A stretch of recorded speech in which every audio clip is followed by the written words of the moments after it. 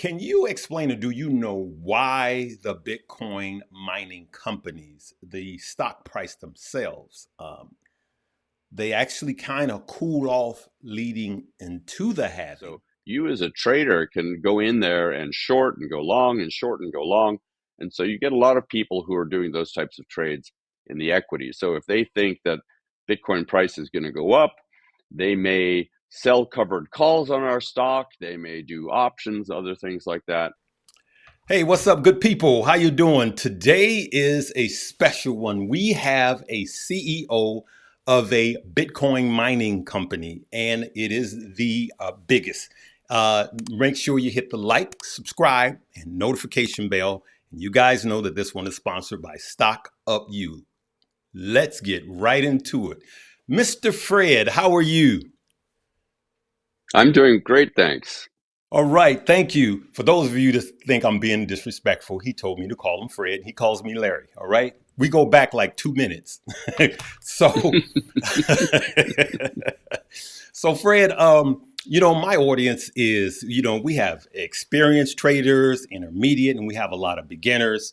We just like to relax, have fun, and make money, help, and make wise decisions. Could you tell them the name of your company?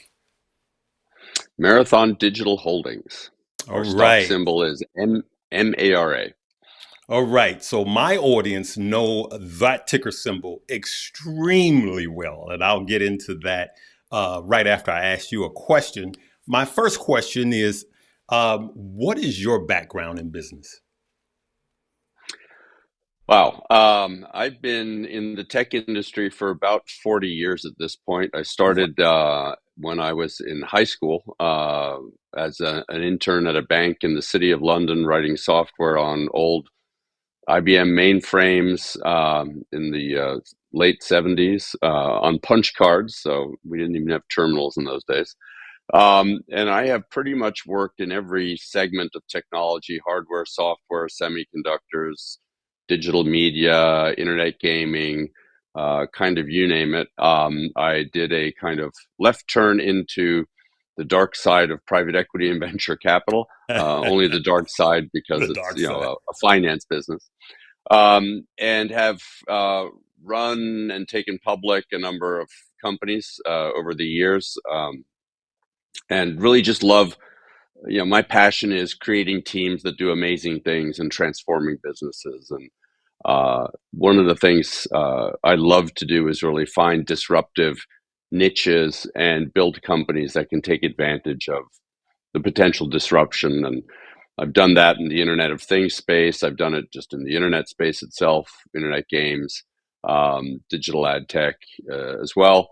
And now with the internet of kind of money, if you would, and crypto, I've really been very focused on Bitcoin and Bitcoin mining. I did, before coming into the mining business, spend some time in the crypto world building essentially a technology platform that would enable traders to trade across multiple exchanges. This is back in the 2015 kind of time period, when it was really difficult to move money around onto exchanges, and there was this huge arbitrage opportunity between, being able to buy Bitcoin at low cost in the U.S., sell it at a higher price in Japan or in South Korea. And there were some great arbitrage opportunities back then.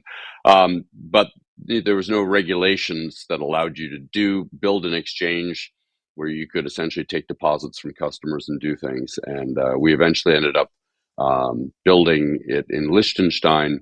And at the end of the day, the government in Liechtenstein essentially wrote their first law related to crypto specifically for us that enabled our business.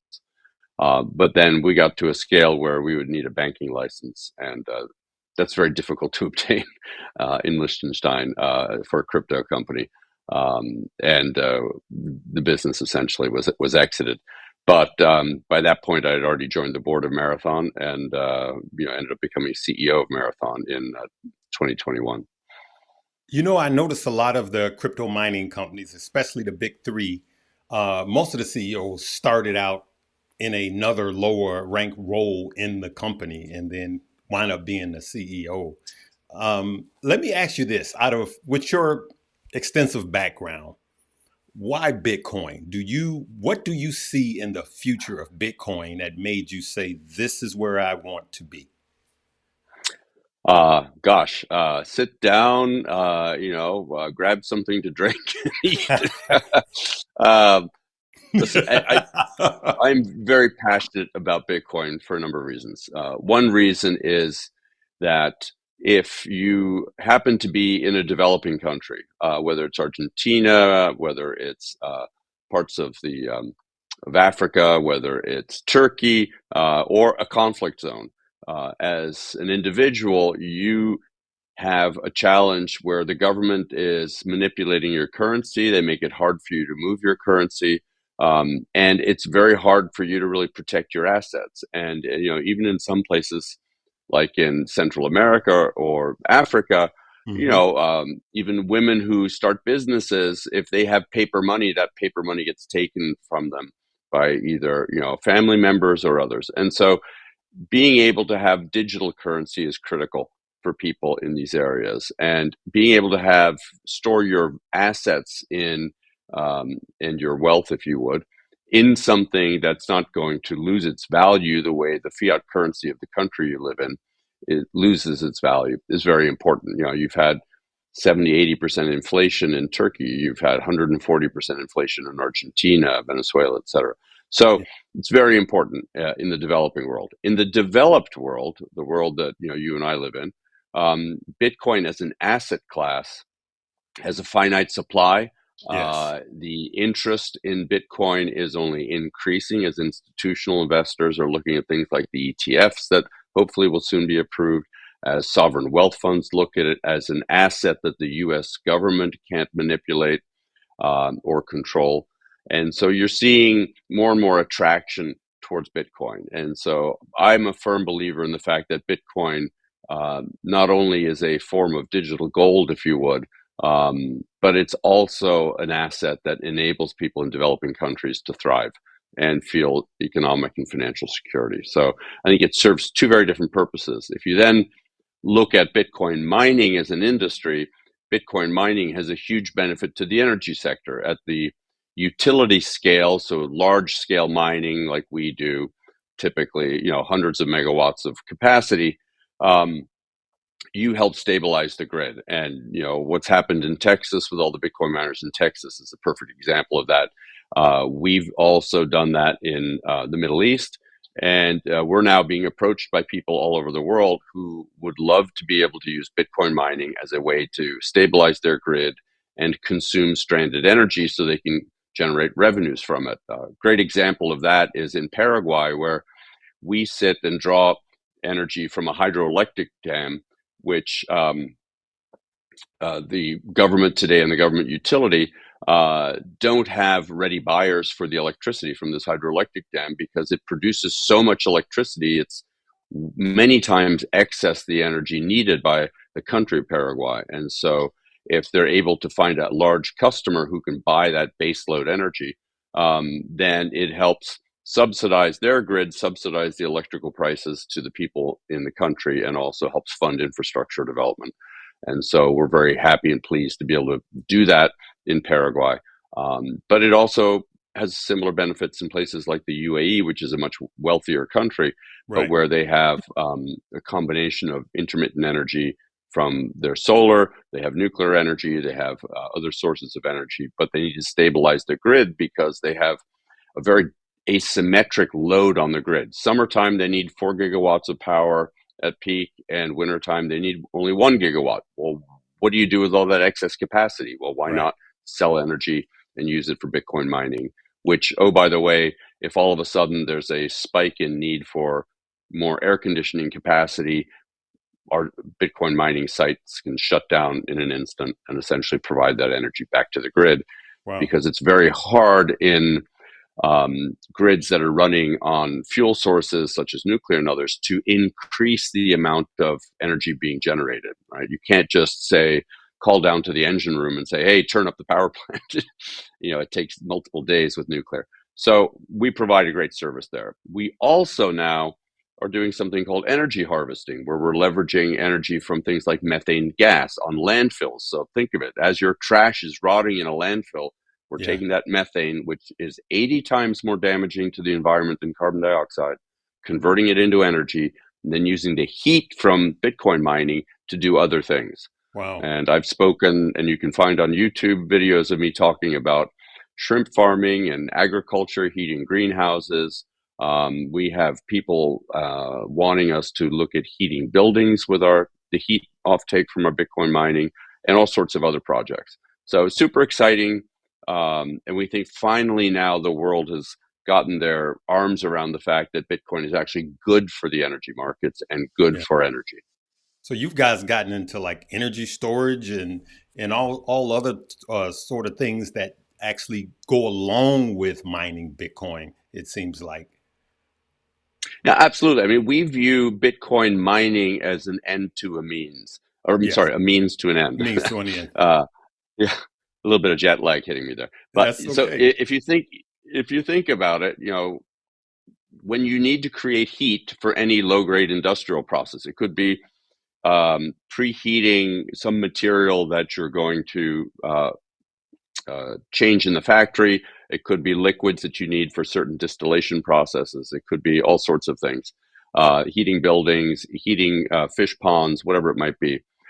Well, you have to use electricity to do that normally, right? And you're Right. plugging in electrical heaters. Bitcoin miners are some of the most efficient electrical heaters there are, because if a Bitcoin miner uses 1,000 watts, about 950 watts of heat comes out of it. That's a lot more efficient than Yeah, plugging an electric heater in the wall. that's true. So we just view, in an energy harvesting environment, um, Bitcoin mining is simply a means to an end to generate heat. And oh, by the way, the energy we're using to generate the heat is wasted or stranded energy. It's biomass, it could be methane, it could be other sources like that. Well, I'm going to ask you a question, but I have to tell you about my journey here with even this interview, right?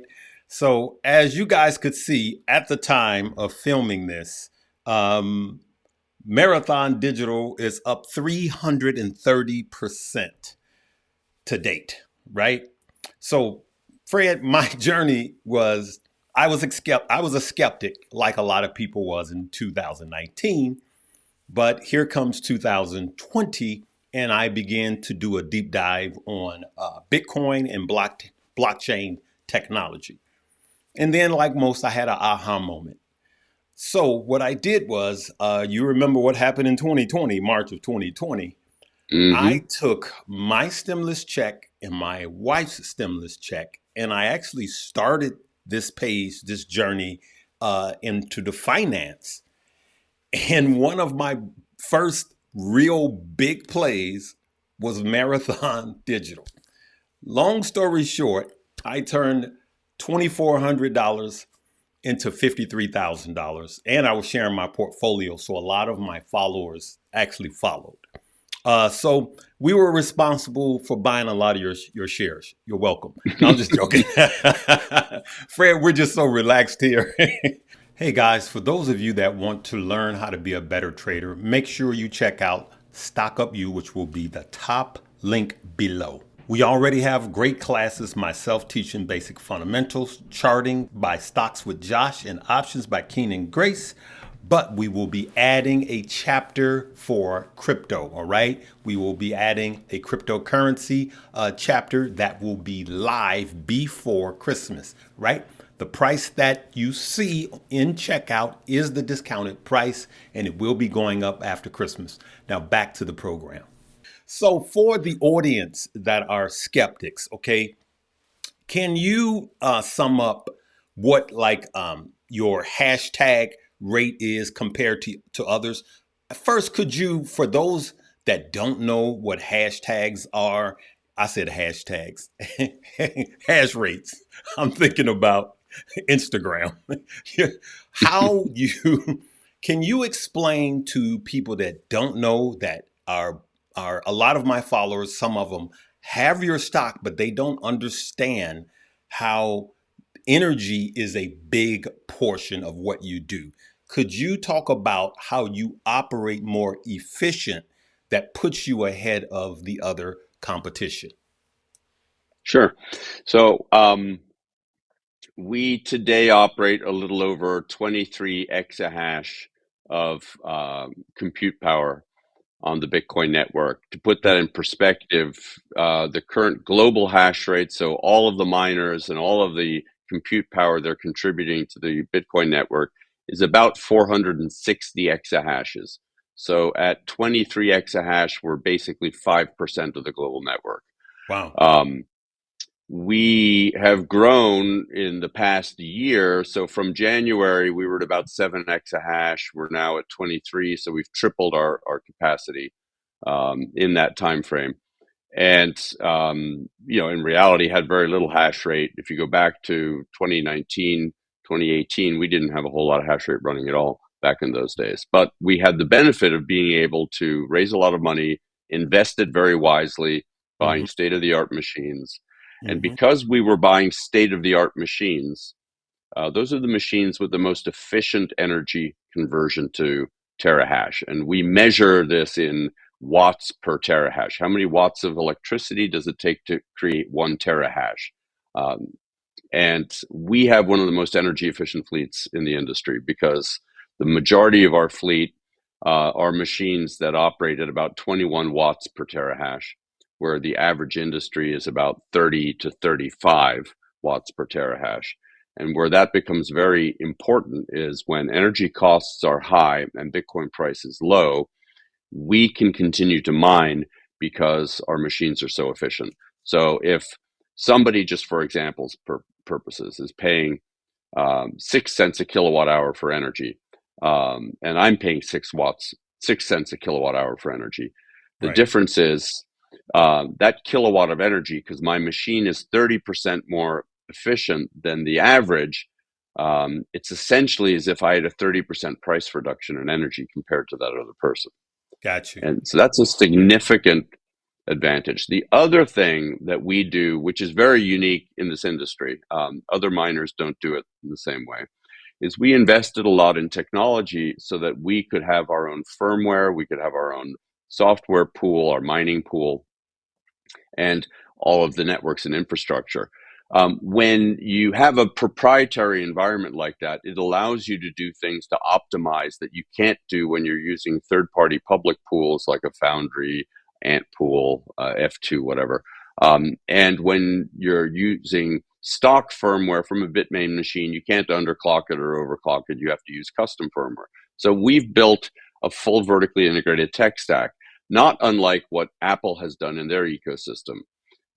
When you look at how the Apple ecosystem for the iPhone works. In Yeah. addition, we've also we helped co-found and made the original seed investments in a company called Auradine, which is a U.S. developer of Bitcoin mining ASICs, which are the kind of the brains of a Bitcoin miner, if you would. And they announced recently their machines that'll be available in the second half of next year that are roughly 15 watts per terahash, which is a further 25% more efficient than the Wow. machines we're running today, but 50% more efficient than the average fleet out there. So we're very focused on kind of making the technology in this industry much better to make the industry more efficient. If it's more efficient, we can all continue to mine in environments post halvings where the price of Bitcoin may not be running up to the sky or energy prices are running way up. And you have to realize that Bitcoin miners, every 4 years, they will receive half as many Bitcoin in their Bitcoin block subsidy for every block they win. And so Yes. you're constantly driven to be the most efficient you can be because the people who are kind of the top quartile of by cost, if you would, to produce a Bitcoin of miners, they may have to shut off their miners or go out of business Yeah. every time there's a halving because their machines just aren't efficient. And so that's kind of our core differentiator. Well, you know as well as I know, some of these companies won't make it after the halving. And for those of you that understand that they get paid, the supply every halving gets cut in half. And you actually just answered my next three questions. You literally answered, how do you compare to other cryptos? What is Marathon Digital doing that's making them more energy efficient? And what sets Marathon Digital apart? So you just knocked all of those three out with one answer. All right. You're still in my thunder, Fred. You're still in my thunder. so let me make this plain for some of our new audiences. Your car, there's two cars running. This is everybody else, and this is Mara. You guys can go 30% longer because of your hash rate, or should I say, your gas tank will take you 30% longer. But when the new miners come out, you will actually be able to go 55% longer. Is that a good analogy? Yeah, absolutely. Yeah, so you're energy efficient. So what is the future that you see? I know you're going to get more equipment. I know that you guys have been purchasing equipment when it was cheap. I know you guys on your balance sheet has, I believe, more cash than any other Bitcoin mining company. I have to check, but you guys are absolutely knocking the ball out of the park.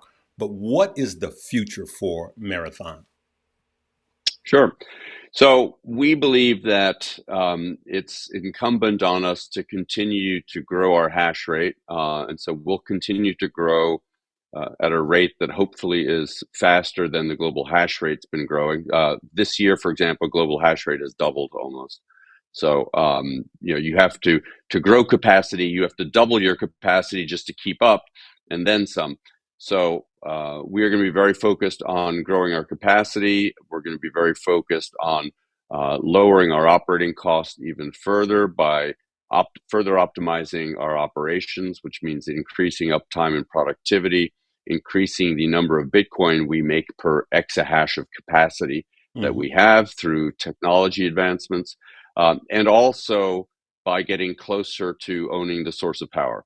And so traditionally, Marathon has grown by working with third parties who host and operate the sites, which is why we can be the largest publicly traded miner in the world by capacity at 23 exahash of self mining, yet we only have 55 employees. Wow. However, going forward, you're going to see us own and operate more sites. The site that we operate in the Middle East and UAE, that was a site we designed, we helped build and operate, and we did that as a joint venture together with the sovereign in UAE. You'll see us do more of those types of deals. Paraguay is a site that Mhm. is a joint venture that's owned and operated by us. You'll continue to see us do more of that in the US as we grow our capacity. And all of that will go towards lowering our cost of mining Bitcoin and becoming and remaining the most energy efficient miner across the board. So let me ask you this: with the potential of the spot ETFs, right? The Bitcoins. How will that affect your business? The big money comes in, and now these big companies are adding Bitcoin to 401ks and that type of deal. I'm just talking further out when that market opens up. How does that affect your company? Sure. So people today, as an example, can buy gold. And when they buy gold, the demand for gold drives the price up. Typically, the demand for gold goes up when people see high inflation or instability in the world. It's a flight to safety, and gold recently had an all-time high Hi. Yep. um, here a few weeks ago because of what's going on in the world, interest rates, etc. The thing with gold is they keep making more of it, and it keeps coming out of the ground. And mining companies in the gold industry can sit on large reserves of gold and decide when and if they want to extract it and sell it. Yep. In the Bitcoin mining world, you don't have that option because every day a certain number of blocks or of transactions are validated on the Bitcoin blockchain, and each time a block is validated um, and created and added to the Bitcoin blockchain, a certain number of Bitcoin are minted by the blockchain. They're paid as a subsidy, if you would, to Right. miners, and that number will max out at 21 million Okay. back down the road in 2140. So you'll have 21 million Bitcoin in 2140. We Yes. have already mined Nice. Yeah. 19.5-ish Yeah. million Bitcoin. So there are not a lot of Bitcoin left to be mined. And every 4 years, the number of Bitcoin that are awarded per block drops by 50%. We're about to have another of these halving events in April April. of next year. And so for miners, when demand for Bitcoin goes up, the price of Bitcoin will go up, but that doesn't impact our energy cost at all. And this is a reason why Warren Buffett loves investing in gold miners, because when the price of gold goes up, the cost to extract gold doesn't necessarily go up. And so the Exactly. profit margins become really fat.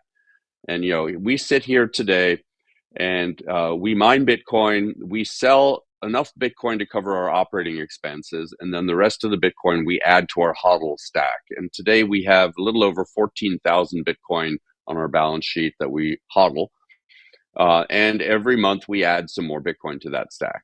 And we are the second largest publicly traded company in the US relative to the amount of Bitcoin that we hold in our balance sheet.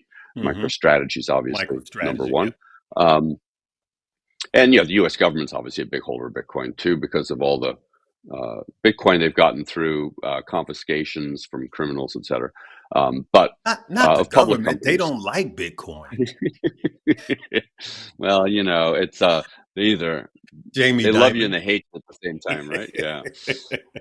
But with the ETF, to your point, if 1% of the 401ks out there, 1% of the money that's in pension funds, 1% of the money that family offices and asset managers manage were to be allocated to Bitcoin, 1%. um, just 1%, that would be a huge driver of an increase in the price of Bitcoin.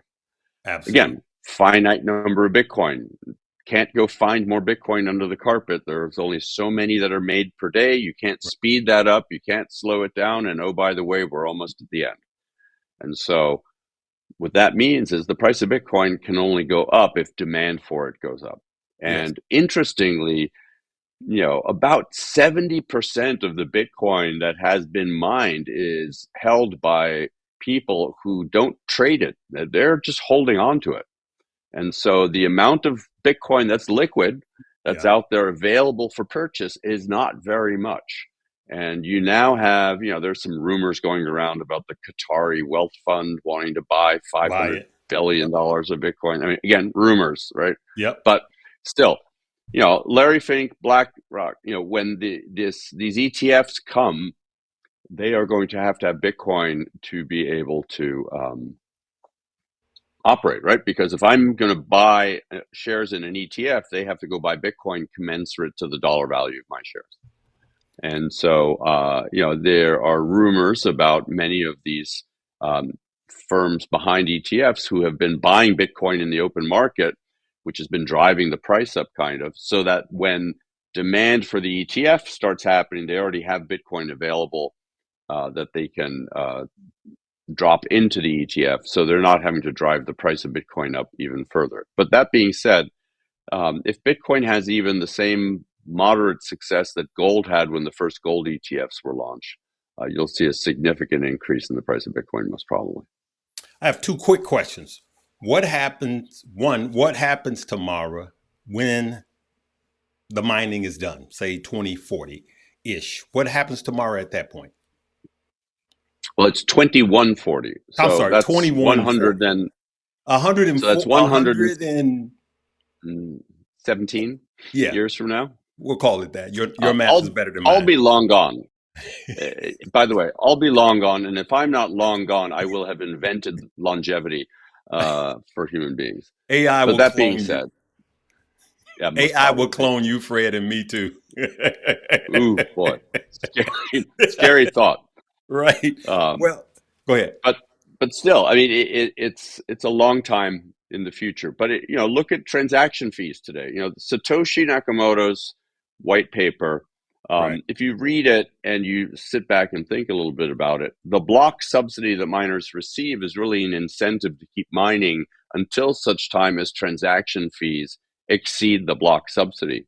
We have had in the past year short periods of time where, because of ordinals and BRC20 tokens and other things, the the transaction fees have exceeded Bitcoin mining block subsidies. So Yes. there have been blocks that have been won with 7 Bitcoin in the transaction fee, and the block subsidy was only 6.25. Now imagine next year after the halving in April, when there are only 3.125 Bitcoin awarded for every block as a block subsidy. Well, when you have 2 Bitcoin or 3 Bitcoin as a transaction fee, you're now back up to nearly 6 Bitcoin per block that are Oh won. yeah. And Wow, I we have didn't know had that. a yeah, and we have had a run over the past few months where you've seen transaction fees somewhere between half a Bitcoin and 2 or 3 Bitcoin per block. So the more demand for block space that exists, the more demand for the memory space, if you would, mempool, more transactions people try to get through, the higher transaction fees go. And I believe that long-term transaction fees will more than cover what miners need in the way of fees for mining Bitcoin. Hey, Fred, this has been great. I got one more question, and I tell you, this has been great because I'm partial. I probably shouldn't say this because I'll get in trouble with the other companies. Well, I'm not going to say that, but anybody that knows that you know Mara's been very very good to me. But I've been a wise investor in Mara, and that kind of sets up my final question. Can you explain or do you know why the Bitcoin mining companies, the stock price themselves, they actually kind of cooled off leading into the halving, I've noticed in the past, and then they take off again? Myself and a lot of my followers, anything I say is not a suggestion for you to buy, hold, or sell, know that this is actually a good time to accumulate when it is low. We buy into weakness and we sell into strength. So why is it that it trends down towards the halving, and we do know what happens after the halving in the bull market? The crypto mining companies, I'm sorry, Bitcoin mining companies actually take off. Yeah, it's part of it is how people trade on the public markets, right? So if you look at Bitcoin miners, our companies are valued as a proxy for the price of Bitcoin. So if there's a belief that there's a drop in the price of Bitcoin in the offing, then people will short Bitcoin miners because Right. we trade with more beta than Bitcoin does. Meaning, if Bitcoin moves 1 or 2% up or down, most of the miner stocks will move up or down 3 to 5%, maybe even 6%. Yeah. So there's almost a 1.5 to 2x difference. Yeah. So people who are traders really like that. And then when you look at stocks like Mara, you look at Riot, et cetera, we trade large volumes, tens of millions of shares a day. So you as a trader can go in there and short and go long and short and go long. And so you get a lot of people who are doing those types of trades in the equity. So if they think that Bitcoin price is going to go up, they may sell covered calls on our stock. They may do options, other things like that. Um, they may, do futures, et cetera. So, we provide this playground, if you would, for traders who want to trade around Bitcoin price movements because of this beta that we have. And, that beta is driven by the fact that on the one hand, we hold a lot of Bitcoin. So obviously our net asset value moves up and down with the price of Bitcoin. And then at the same time, because we mine Bitcoin, as Bitcoin price goes up, our profits go up, right? When Bitcoin price Right. goes down, our profits will go down. And Right. so, again, it's just people trading the equity markets. And, traders like to think they're smarter than anybody else. So they typically will try and do things early. So as soon as they see a weakness in the price of Bitcoin, they'll go in and start shorting the miners and do things like that. Mhm. So that's why you typically see these cycles happen in the mining stocks. That was the best explanation I have heard. I thank you for taking the time to do that and to answer all of my questions. Fred, we call all of our families, we call all of our followers family. We're family, right? We're learning and earning together. The family wants to know, will you be back for another interview in 2024? Absolutely. All right, we're going to call you Uncle Fred now. So when I have guests, it's either uncle or aunt. So you're Uncle Fred. Hey, do you remember what was that, Sanford and Son? You remember that? Yep.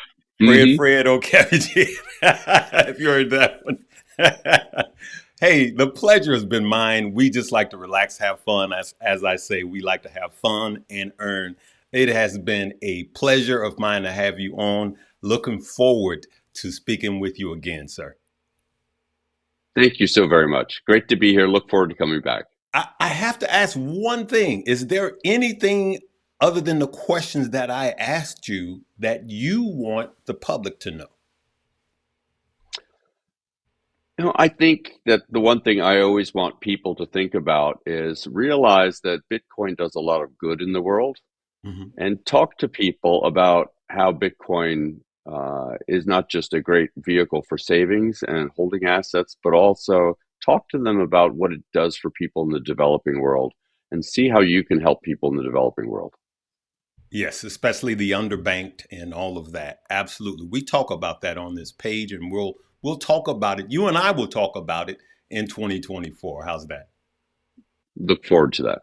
All right. Thank you, sir. The pleasure is mine. You have a great day. Okay, you take care.